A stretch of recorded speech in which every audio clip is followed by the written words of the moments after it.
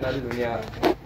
Katong time nga nagbasa ko ani, nakahinumdum ko ba nga kining katong time nga nagre-encounter ko gihugasan ni Elmer ang ko ang tiil kinam part man ko dito sa ikuan ba re-encounter kay re-encounter na ba mo? Paggasig tiil Hala ko ato. Grabe ang hila ka to ba Lagi ako pud. lagi ako sang tubagon to before ko mo punto sa tong kuan nganong tiil kay mo na siya ang walk of salvation. Mao lagi na lagi sa walk of salvation. Walk of salvation na siya katugong kuan katugong itong armor gud batay ko sa Ephesians. Itong armor walk of salvation tiil. Helmet of salvation mali digo. Ko sa James ni mo na nakahundog na sa James ba. Breastplate of righteousness, belt of truth, sword of the spirit, of shoes of the gospel. Shoes of the gospel. Na siya. So, ako sa i-address tong nganong iingon si Jesus dito nga kung isa tong mga nakaligo na tiil na lang ang hugasan. Meaning, kinahanglan nimo i-renew imong commitment. So, unsa may commitment na to, unsa may pinaka-bottom line sa commitment na to is to speak the gospel, which is ang tiil nga gamiton. Kay pasabot ana nakaligo na ato, nabaptize naman ka, nakadawat na ka sa balaang espiritu. So, ang imo na lang i-renew og balik is ang commitment nimo, which is your faith to share the gospel. Karon, gusto lang ta mo dalon ba kay medyo na kuan ni gamay kay naintriga ko ani kay siyempre tanang magong disciples gihugasan ni Lord. Tapos nahinumduman ako tong gibuhat ni Elmer ko ba nga gihugasan niya kong tela. Grabe na kong hila. Sukad gyud ato dito ko nitatak ba nga Lord magkinaunsa gyud kining mga lagad gyud ko sa imuha. Dili tungod kay ganahan ko sa leadership ni Kuya Elmer or ganahan ko sa leadership ni Pastor Ding, but katong paghikap pa lang ni Kuya Elmer ba sa kuang tiil lapalapa ba ana di ko ba na feel ako ang kainit ito siyang kamot ana ba kay siyempre kay pinahinay mo to ana ba hilak jud ko ba grabe aguy-huy na ko to ba. Pero samtang nagbasa ko ani ba, kabalo ka unsa pinaka-challenge kay Lord dire. Di ba? Nagbasa ra man gid mo no nga gihugasan ni Lord ang mga tiil nga December, pero kabalo mo unsa pinakadakong challenge dire. Ang paghugas sa tiil ni Judas. Okay na sa una po. Yun sa akin. Ano mo kabalo na mo gud na mo. Tanan sila. Kay ang sunod nga story ani gihatagan ni Jesus og pan.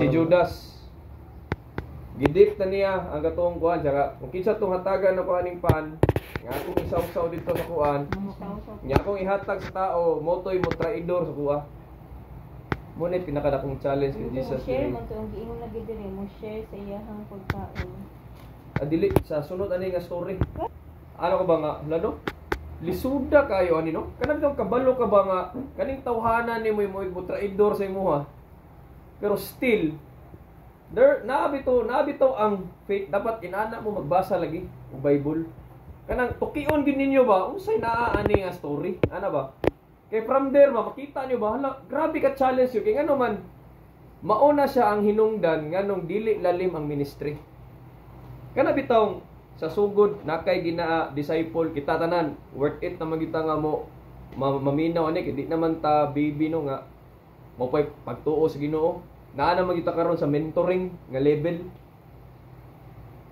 Ang pinakadakong challenge manggod sa ministry labi na sa tuwa karon kana bitong sa sugod na kay ginaatiman ba nga na-attach sa imuha ba nya here comes either kana imuhang giatiman musungag sa imuha dauton ka in the end of the day or dili na siya pakita sa imuha di na siya mapa-under pero still gibuhat niya po nimo imong part nga i-disciple siya.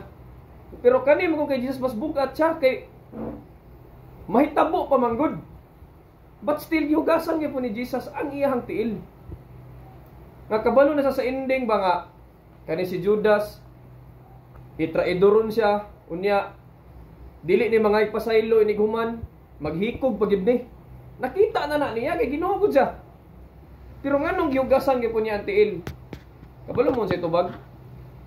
ang buot pasabot ni Jesus ana nga dapat di ay ang pagwali sa pulong o ang pagbuhat sa ministry maski wala ni say benepisyo sa imuha, maski nga ining-abot sa panahon sakiton gyapon kaaning tawhana, or maski naghatag kag kamaayo pero ang balos ani in the future is kasakitan gyapon, padayon di gyapon ka nga magbuhat sa pag-alagad sa Ginoo. Nagets ninyo? Gi-AI na ko na ba? What happened? What is the meaning of Jesus washing the feet of Judas? Yanaan ako ba kay na-intriga na ko? Wala ba na sa AI? Sa pag-imuhan ng ingon na what is the interpretation of John chapter 13? Dili mo tubag ang AI ana.